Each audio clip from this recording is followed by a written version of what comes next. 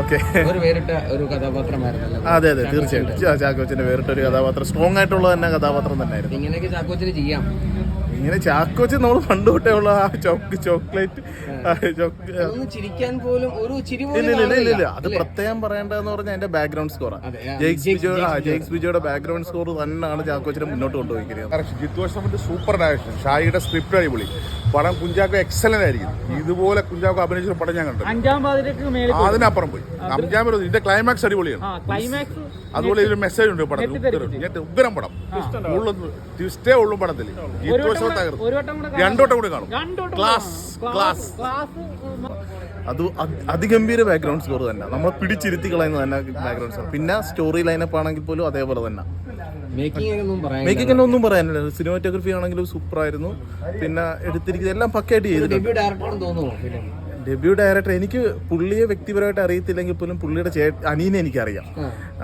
പുള്ളിയുടെ അനിയനൊക്കെ നമ്മുടെ ഇവിടെ കൈതവന് ആലപ്പുഴ കൈതവനെ ഉണ്ടായിരുന്നു. അത് തന്നെ ഇലവിഴ പൂഞ്ചിറയാണെങ്കിൽ ഇരട്ടയിരത്തുണ്ട്.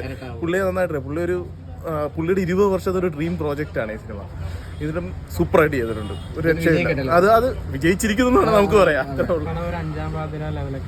അഞ്ചാം പാതിര ഇല്ല അങ്ങനെ അഞ്ചാം പാതിര ഇത് വേറെ തീമാണ്. പക്ഷെ ആദ്യമേ നമ്മൾ ഫസ്റ്റ് ഹാഫിൽ നമ്മൾ വിചാരിക്കുന്ന ഇങ്ങനെയാണ് പോകുന്നത്, യൂസ്വലായിട്ടുള്ള ഒരു ഇതായിട്ടാണ്. പക്ഷെ സെക്കൻഡ് ഹാഫിൽ ഇങ്ങനെ ഒരു ത്രെഡ് വെച്ചിരിക്കുന്നതെന്ന് കരുതിയില്ല. പടം പീക്കിയിരിക്കുന്നത്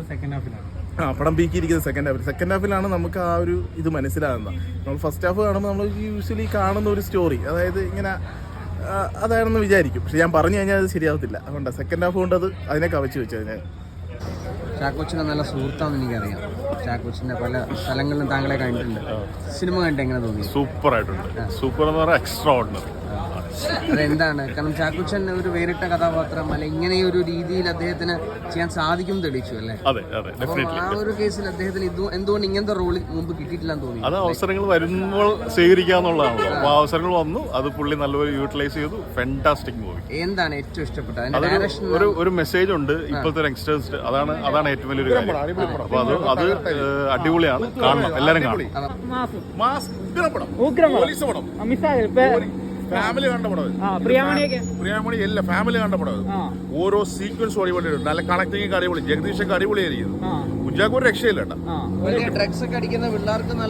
അടിപൊളി. അവർക്കൊക്കെ നല്ല പണി കിട്ടണം അവർക്ക്. ഇതിപ്പോ പല സ്ഥലങ്ങളിലും ഉണ്ട് കേരളത്തിൽ. സത്യം പറയുന്നത് ഇങ്ങനത്തെ പടം വന്നത് വളരെ നന്നായെന്ന് പറയുന്നു.